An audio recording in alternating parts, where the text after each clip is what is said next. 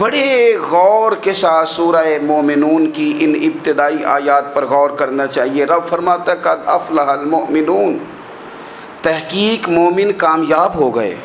کون سے مومن؟ الذین هم فی صلاتہم خاشعون، وہ جو اپنی نمازوں میں گڑ گڑانے والے ہیں، خشوع کے ساتھ، عاجزی کے ساتھ، انکساری کے ساتھ، ذوق کے ساتھ نماز پڑھنے والے ہیں۔ والذین هم عن اللغو معرضون، اور وہ جو بیہودہ باتوں سے منہ پھیرنے والے ہیں، لغویات سے اپنا رخ پھیرنے والے سنجیدہ لوگ۔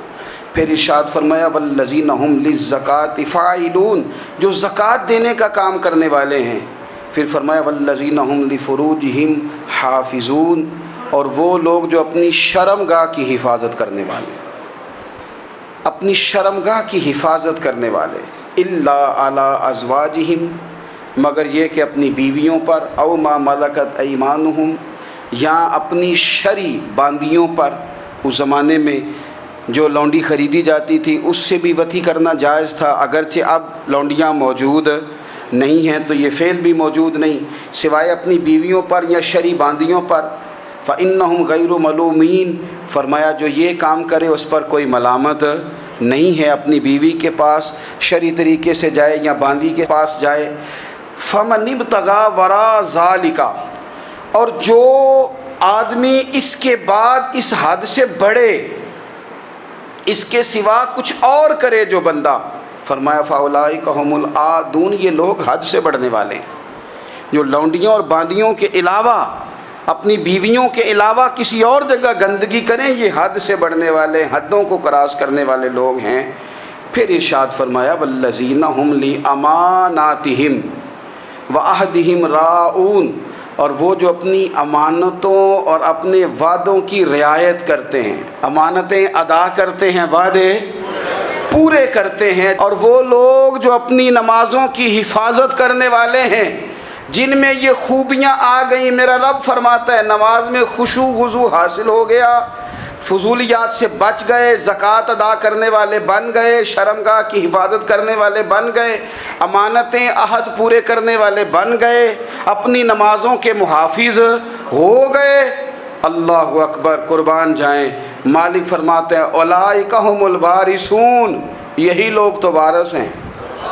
یا اللہ کس چیز کے؟ فرمایا الذین یرثون الفردوس، یہ لوگ جنت کے وارث ہیں، یہ جنت کے وارث ہیں یہ لوگ۔ ہم فیہا خالدون، اور فردوس سے، جنت سے نکالے نہیں جائیں گے، ہمیشہ ہی جنت میں رہیں گے۔ یہ آیات اللہ کا مطالبہ بھی ہے، یہ آیات صحابہ، اہل بیت، اولیاء اللہ، ان تمام کی سیرت کا عکس بھی ہے۔ اور سب سے بڑھ کر سیدہ عائشہ صدیقہ فرماتی ہیں یہی تو آیات ہیں جنہیں اچھی طرح سمجھ لو گے تو تمہیں مدینے والے کے اخلاق بھی سمجھ میں آ جائے گا، حضور کے اخلاق بھی تمہیں سمجھ میں آئیں۔ بڑے غور کے ساتھ سورہ مومنون کی ان ابتدائی آیات پر غور کرنا چاہیے۔ رب فرماتا ہے قد افلح المؤمنون، تحقیق مومن کامیاب ہو گئے۔ کون سے مومن؟ الذین هم فی صلاتہم خاشعون، وہ جو اپنی نمازوں میں گڑ گڑانے والے ہیں، خشوع کے ساتھ، عاجزی کے ساتھ، انکساری کے ساتھ، ذوق کے ساتھ نماز پڑھنے والے ہیں۔ دیکھیں قرآن نے یہ نہیں کہا شروع میں کہ وہ لوگ اپنی نماز پابندی سے پڑھتے ہیں، بلکہ فرمایا وہ نمازوں میں عاجزی کرتے ہیں، وہ نماز میں خشوع کرتے ہیں، خضوع کرتے ہیں۔ نماز ہم بھی پڑھتے ہیں، ڈھیر سارے لوگ ہیں جن کا یہ مطالبہ ہے کہ میرا نماز میں دل ہی نہیں لگتا۔ پہلی بات تو یہ ہے کہ دل نہ بھی لگے تو نماز پھر بھی پڑھنی ہے، اور دوسری بات یہ کہ دل لگانے کو بھی تو کچھ انسان کے پاس چیزیں ہونی چاہیے نا، کوئی ضروریات ہوتی ہیں۔ سب سے پہلی بات یہ کہ مسئلہ نماز کا نہیں، مسئلہ اہمیت کا ہے۔ آپ نے اللہ تبارک و تعالیٰ کی ذات کی، رب کریم کے جلالت کی جتنی زیادہ اہمیت اپنے دل میں محسوس کر لی، اتنا ہی نماز کی طرف توجہ آپ کی بڑھ جائے گی۔ آپ سادی سی مثال ہے، غور کر لیں، جتنا آپ اپنے استاد کو پروٹوکول دیتے ہیں، جتنی عزت کرتے ہیں، اتنا ہی وقت پہ آپ ان کے پاس پہنچ بھی جاتے ہیں۔ اگر آپ کے دل میں اہمیت نہیں ہے تو آپ ٹال دیں گے، اور جس استاد کی اہمیت ہے اس کے فون کی گھنٹی بجتے ہی فون بھی اٹھایا جائے گا، اور بات پوری مکمل بھی نہیں ہوگی تو کہا جائے گا جیسے آپ کہیں گے، اور جو وقت وہ دیں گے ان سے 10 منٹ پہلے پہنچنے کی کوشش بھی کی جائے گی۔ بس سمجھ لیں دل لگنے نہ لگنے کا مسئلہ نہیں، اہمیت کا مسئلہ ہے۔ آپ جتنی اپنے مالک کی بارگاہ کی اہمیت سمجھ لیں گے اتنا ہی وقت پہ مسجد آئیں گے، اتنا ہی شوق سے نماز پڑھیں گے۔ دوسری بات، نماز کے ترجمے پہ غور کریں۔ آپ یقین کریں اگر نماز کا ترجمہ ہمیں آ جائے نا تو ہمیں تو یوں لگے کہ ہم تو اپنے مالک کی بارگاہ میں عرض و معروض کرنے حاضر ہوئے ہیں۔ یہ سورہ فاتحہ ہی دیکھ لیں آپ، حضور فرماتے ہیں، رب فرماتا ہے سورۃ فاتحہ آدھی میری ہے آدھی میرے بندے کی ہے۔ جب اس نے کہا الحمدللہ رب العالمین الرحمن الرحیم مالک یوم الدین ایاک نعبد و ایاک نستعین، جب یہاں تک وہ لفظ کہتا ہے تو یہ حصہ میرا تھا۔ اس نے اپنے رب کی تعریف کی، اور جب کہا نا اس نے اہدنا الصراط المستقیم، اب بندے نے التجائیں شروع کر دی۔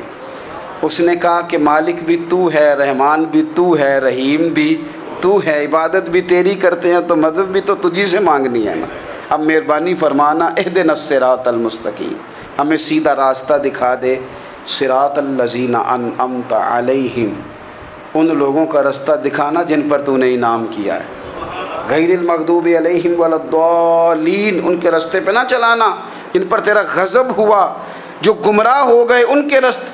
تو نماز میں جب ترجمے پر آپ کا غور ہوتا ہے تو آپ کا تو دل خود بخود لگ جاتا ہے، شوق بڑھ جاتا ہے آپ کا۔ تو اتنی چیزیں ہم زندگی میں یاد کرتے ہیں، تو اگر ترجمہ بھی نماز کا یاد کر لیں اور پھر شوق سے پڑھیں تو آپ یقین کریں طبیعت کھنچی چلی آئے گی۔ ہمارے یہاں کچھ لوگ نماز پڑھتے ہیں پر بڑی لاپرواہی سے پڑھتے ہیں، کبھی ادھر دیکھتے ہیں کبھی ادھر دیکھتے ہیں، کبھی بال سہلاتے ہیں۔ وہ میں نے دیکھا ہے سجدے جا رہے ہیں تو سیانے سیانے بندے کبھی کپڑے کو چھیڑ رہے ہیں کبھی جگہ کو چھیڑ رہے ہیں۔ میرے نبی کریم صلی اللہ تعالیٰ علیہ وسلم نے فرمایا ان لوگوں کا کیا حال ہے جو اپنی نماز میں نظریں آسمان کی طرف اٹھاتے ہیں، رکوع سے اٹھے تو اوپر دیکھنا شروع کر دیا، کیا حال ہے ان کا۔ اور پھر حضور نے ایک موقع پر تو سختی فرمائی، فرمایا جو نماز پڑھتے اپنی نظریں آسمان کی طرف اٹھاتا ہے وہ باز آ جائے، ورنہ ایسا نہ ہو کہ رب اس کی آنکھیں ہی چھین لے، وہ باز آ جائے اس کام سے۔ خشوع کے ساتھ نماز پڑھے، عاجزی کے ساتھ نماز پڑھے، اس کا دل لگا ہوا ہو نماز کے اندر۔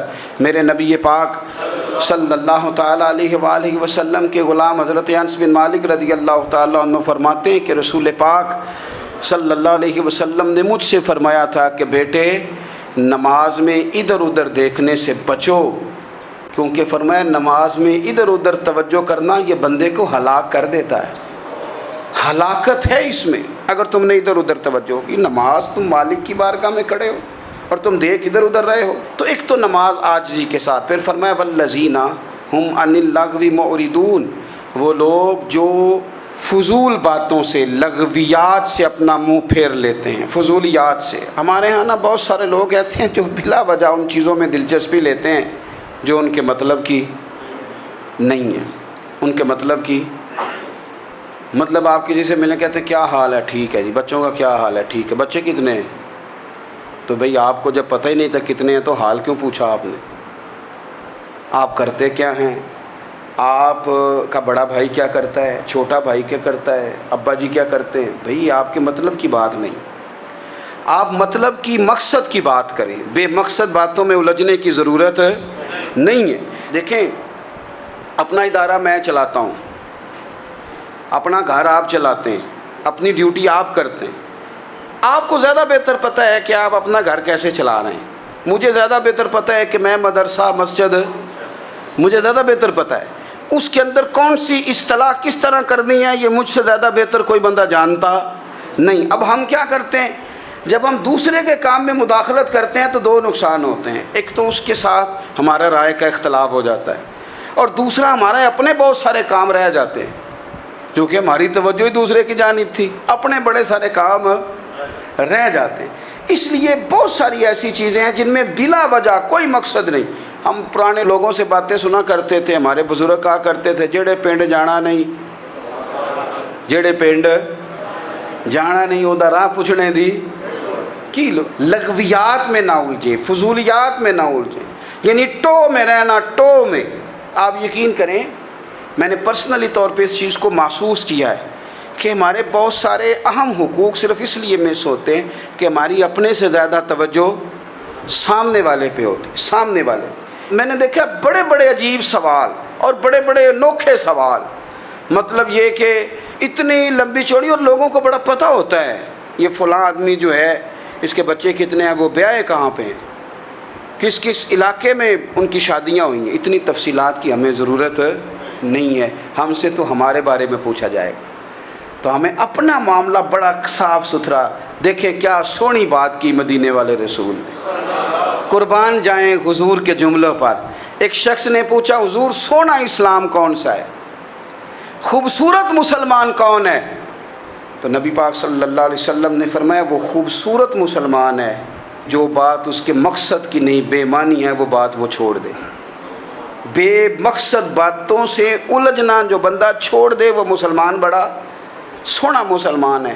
ہم کمزور اس لیے ہوتے ہیں کہ ہماری توجہ زیادہ دوسروں کی باتوں پر پڑتی ہے۔ پھر فرمایا والذین ھم للزکاۃ فاعلون، وہ لوگ جو زکوٰۃ دینے کا کام کرتے ہیں، صدقات کرتے ہیں، خیرات کرتے ہیں، وہ کامیاب ہو جاتے ہیں۔ پھر فرمایا والذین ھم لفروجہم حافظون، وہ جو اپنی شرمگاہ کی حفاظت کرتے ہیں۔ نوجوان میری بات پر توجہ کریں، فرمایا وہ لوگ جو اپنی شرمگاہ کی، والذین ھم لفروجہم حافظون، وہ لوگ جو اپنی شرمگاہ کی حفاظت کرتے ہیں۔ حضور غوث پاک رضی اللہ تعالیٰ عنہ فرمایا کرتے تھے دو چیزیں انسان اپنی سنبھال لینا، ایک پیٹ اور ایک شرمگاہ، تو فرماتے تھے ولایت اس کے بڑی قریب آ جاتی۔ ہم نہ ان لذات میں الجھ جاتے ہیں۔ سیانے سیانے بندے روٹی کمر سیدھی کرنے کے لیے کھانی چاہیے، زبان کے ذائقے کے لیے نہیں کھانی چاہیے۔ یہ زبان کا ذائقہ لگ جائے یہ کہیں کا نہیں چھوڑتا انسان کو۔ اپنی شرمگاہ کی جو لوگ حفاظت کر لیتے ہیں، کوئی بڑے سے بڑا گناہ کرنے سے بھی بندہ کافر نہیں ہوتا، بندہ کفر کرنے سے کافر ہوتا ہے۔ گناہ بڑے سے بڑا کرنے والا بھی گناہ گار ہے، کافر نہیں۔ لیکن بعض گناہ ایسے ہیں جو جس وقت بندہ کر رہا ہوتا ہے اس وقت وہ مومن نہیں ہوتا۔ میرے نبی کریم صلی اللہ تعالیٰ علیہ وسلم نے فرمایا جب کوئی شرابی شراب پیتا ہے اس وقت مومن نہیں ہوتا، جب کوئی چور چوری کرتا ہے تو اس وقت مومن نہیں ہوتا، اور جب کوئی زانی زنا کرتا ہے تو تب وہ مومن نہیں ہوتا۔ اتنی دیر کے لیے اس کے دل سے ایمان نکال لیا جاتا ہے۔ یہ جو ہمارے لڑکے بن سنور کے نکلتے ہیں، یہ جو میک اپ کا خرچہ لڑکیوں کے برابر لڑکوں کا ہوتا جا رہا ہے، یہ جو لڑکے بھی رات کو چہرے پر کریم لگا کر کے سوتے ہیں، یہ بتا سکتے ہیں کہ مقاصد کیا ہے؟ بتا سکتے ہیں؟ یعنی بچے بھی بغیر شیمپو کے بال نہیں دھوتے، مثلا کیا کرنا ہے آپ نے اس کا؟ بڑی بڑی قیمتی چیزیں جو ہیں وہ آپ نے رکھی ہوئی ہیں، مقصد کیا ہے؟ یہ جو ہمارے بچے بن سنور کے نکل رہے ہیں تو کیا دعوت دے رہے ہیں سوسائٹی کو؟ شارٹ نکرے پہن کے جو نکلے ہوئے ہیں، اریاں لباس پہن کے نکلے ہوئے ہیں۔ اقبال نے کہا تھا دیار مشرق ہوس میں غلطاں، شباب اریاں شراب عیسیاں، جسے بھی دیکھو غری کے عیسیاں۔ ہم ایسی تہذیب کیا کریں گے؟ شباب اریاں، تم نے اپنی جوانی ننگی کر ڈالی ہے ساری، معاذ اللہ۔ کن مقاصد کے لیے؟ میں وہ اعداد و شمار بتا نہیں سکتا۔ ہمارے ہاں گند سستا ہو گیا ہے، لوگوں نے گناہ تک پہنچنا آسان بنا دیا ہے۔ آپ دیکھ لیں گندگی دروازے پہ، ہر گند موبائل میں۔ کیسے بچائیں ان بچوں کو؟ کیا کریں؟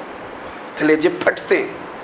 ابھی باتیں سوچتے ہیں تو سوچتے ہیں آنے والی نسل کو کہاں لے جائیں، کہاں چھپائیں، کیا ایسا کریں کہ یہ بچ جائیں۔ خدا را قربان جائیں حضرت عثمان غنی پر۔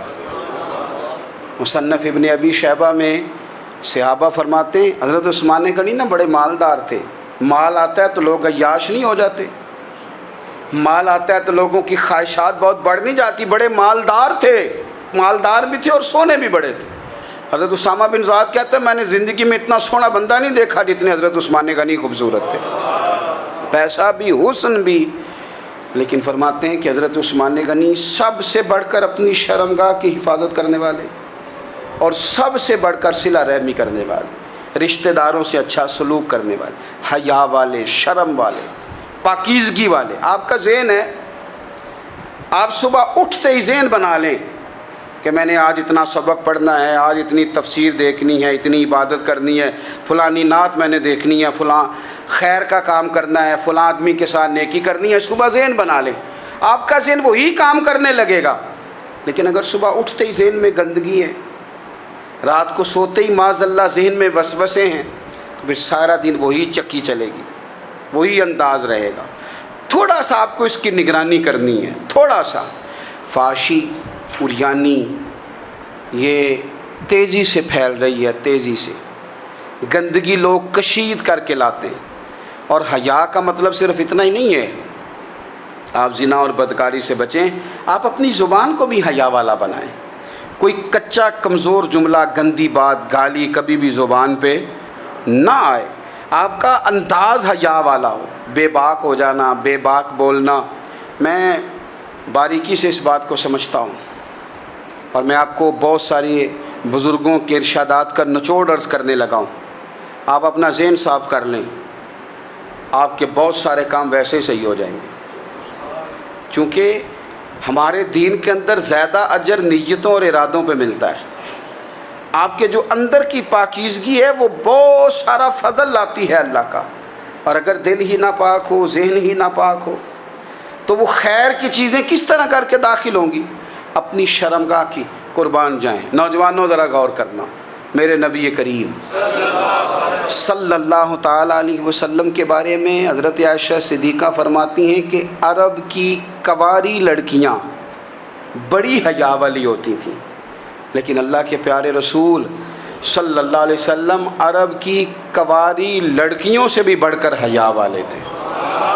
یہ ہمارے بچے مذاق میں ہمیں کئی دفعہ کہتے ہیں شادی کرا دو، شوگل میں کہہ دیتے، ابا کو کہہ دیتے ہیں، ابا کو نہیں منہ پہ آ کے کہہ دیتے ہیں، کہتے ہیں یہ بڑا بھائی مصیبت بن گیا، یہ ہٹے گا تمہاری باری آئے گی۔ آپ کچھ ایسی باتیں کر رہے ہیں، کچھ ایسے انداز آپ اختیار کر رہے ہیں جو وزادار لوگ کرتے نہیں۔ شرم و حیا سے وہ چیزیں ڈھل جاتی ہیں، جو باتیں ہمارے بچوں کی زبانوں پر بے باکی کے ساتھ آنے لگی ہیں۔ اور میں آپ کو ایک عقلی بات عرض کرتا ہوں، آپ اپنی زبان سے جو جملے خود ادا کرتے ہیں وہ جملے آپ کے دل پر بھی اثر کرتے ہیں۔ اگر آپ غلط بات بار بار کریں گے تو آپ کا دل بھی غلط بات کی طرف مائل ہو جائے گا۔ آپ 10 بار، 15 بار، 20 بار کوئی خیر کی بات کریں، خیر کی، تو آپ دیکھیں گے آپ کا دل بھی خیر کی طرف مائل ہو جائے گا۔ آپ خیر کی باتوں پر اپنے آپ کو لائیں، اچھی باتوں پر اپنی توجہ لائیں، آپ کا دل بھی اچھائی کی طرف مائل ہو جائے گا۔ کفل کا ایک واقعہ ترمذی میں ملتا ہے۔ ایک شخص کفل نام کا تھا بنی اسرائیل میں، ایک عورت مجبور تھی، اس کے بچے بھوکے تھے، تو کفل نے اسے مائل کر لیا کہ تو میرے ساتھ گناہ کرے گی تو پھر میں تیرے بچوں کی روٹی تجھے دوں گا۔ تو وہ عورت پہلے تو بیچاری نہ مانی، لیکن بچوں کی بھوک دیکھ کے مجبور ہو گئی۔ جب کفل کے قریب گئی نا وہ عورت، اس نے دروازے سارے بند کر لیے۔ ترمذی شریف میں اس کا واقعہ موجود ہے۔ چاروں جانب سے بند ہو گیا سارا کچھ، لیکن جب وہ کفل کہتا ہے میں اس بی بی کے پاس جانے لگا تو عورت کا وجود کانپتا تھا۔ جس بندے کو گناہ کی طرف جاتے اس کی طبیعت میں ہیجان پیدا ہو، تو معنی یہ ہے کہ ابھی ذہن پورا غلیظ نہیں ہوا، ابھی طبیعت پوری گندی نہیں ہوئی، ابھی ایمان کی بہت ساری قسمیں موجود ہیں، عورت کا وجود کانپتا ہے۔ تو کفل کہتے ہیں کہ میں نے اسے کہا کہ سارے دروازے بند ہیں، ڈرتی کیوں ہے؟ تو کہنے لگی ڈرتی اس لیے ہوں کہ سارے دروازے بند نہیں ہوتے، ایک دروازہ کھلا ہے، اور وہ دروازہ رب قدیر کا دروازہ ہے، اسے کیسے بند کیا جا سکتا ہے؟ تو کہتے ہیں جب اس نے یہ لفظ کہے تو مجھ پر بھی بات کا اثر ہوا، مجھ پر بھی۔ تو میں نے کہا کہ اگر تو عورت ہو کے رب سے اتنا ڈرتی ہے تو مجھے تو اس نے مرد بنایا ہے، تو مرد تو ہوتا ہی وہ ہے جو اپنے آپ پر کنٹرول کر سکے۔ تو اب نہ معاملہ آگے جائے گا، اب یہاں بات رکے گی نہیں، جا میں تجھے آزاد کرتا ہوں۔ عورت گئی، اس نے توبہ کی کفل نے، اور رات رو کے کہنے لگا مالک آج میں نے توبہ کی ہے تو میرے اوپر مہربانی کرنا، میری توبہ ٹوٹنے نہ پائے۔ رات اس نے توبہ کی، رات ہی انتقال ہو گیا۔ لوگوں کو پتہ تھا بڑا بے حیا ہے، بد کردار ہے، گناہگار ہے، شاید لوگ اس کا چہرہ دیکھنے بھی نہ جاتے، پر مالک کریم ہے نا، حضور فرماتے ہیں سویرے اس کے دروازے پہ لکھ دیا اللہ نے، لوگوں رب نے کفل کے سارے گناہ معاف کر دیے ہیں، اس کے دروازے پہ لکھ دیا گیا۔ جب آپ اپنی حفاظت کرنا چاہتے ہیں تو اللہ پھر اسباب بھی پیدا کر دیتا ہے، اپنی شرمگاہ کی، اپنی نظر کی آپ خوب حفاظت کریں۔ اور میں آپ کو ایک بات عرض کروں، ایک بندے کے باحیا ہو جانے سے نا، ایک بندے کے ٹھیک ہو جانے سے اس کے دائیں بائیں بے شمار لوگ ٹھیک ہو جاتے ہیں۔ نہ چاہتے ہوئے بھی آپ کی نیکی کا اثر آپ کے دوستوں پہ پڑتا ہے، نہ چاہتے ہوئے۔ اور ایک بندے کے بگڑ جانے سے اس کے دائیں بائیں بہت سارے لوگ بگڑ جاتے ہیں، بہت سارے لوگ بگڑ جاتے ہیں۔ آپ اگر اپنے لب و لہجے پر یہ پابندی لگا سکیں اور اپنے آپ کو اگر آپ سنبھال سکیں تو پھر یاد رکھیے گا بڑی ساری چیزیں بہتر ہو جائیں گی۔ کچھ چیزیں ایسی ہوتی ہیں جو ہم فراخ دلی سے بانٹتے ہیں، اور کچھ چیزیں ایسی ہوتی ہیں جو مجبور ہو کر ہم دیتے ہیں۔ کئی دفعہ ایسا ہوتا ہے کہ سامنے والا کچھ زیادہ تکلیف میں ہوتا ہے پر ہمارے پاس بھی وسعت نہیں ہوتی، لیکن زیادہ اجر اسی بندے کو ملتا ہے جو تھوڑی تکلیف برداشت کرے اور سامنے والے کی تکلیف کو دور کرے۔ مدینہ منورہ میں قحط پڑ گیا تھا، غلہ نہیں ملتا تھا، تو قحط کے زمانے میں لوگ پھر چیزوں کو مہنگا کر کے بیچتے ہیں۔ ہمارے ہاں ایک طرف چینی کی لائنیں لگی ہوتی ہیں اور دوسری دفعہ چھاپا پڑتا ہے، پورے کے پورے گودام بھرے ہوئے نکل آتے ہیں، لوگ مصنوعی قلت پیدا کر دیتے ہیں۔ حضرت عمر فاروق رضی اللہ تعالیٰ عنہ کے زمانہ نور میں قحط پڑ گیا تھا، گندم کا دانہ اس طرح ہو گیا تھا جس طرح سونا ہے۔ سیدنا عثمان غنی رضی اللہ تعالیٰ عنہ کے بہت سارے اونٹ غلے کے بھرے ہوئے مصر سے آئے، اور لگتا یوں ہے کہ وہ شخص آپ ہی کو غلہ دیتا تھا، کسی اور کو دیتا بھی نہیں تھا، جو اونٹ بھر کے اس نے دیے۔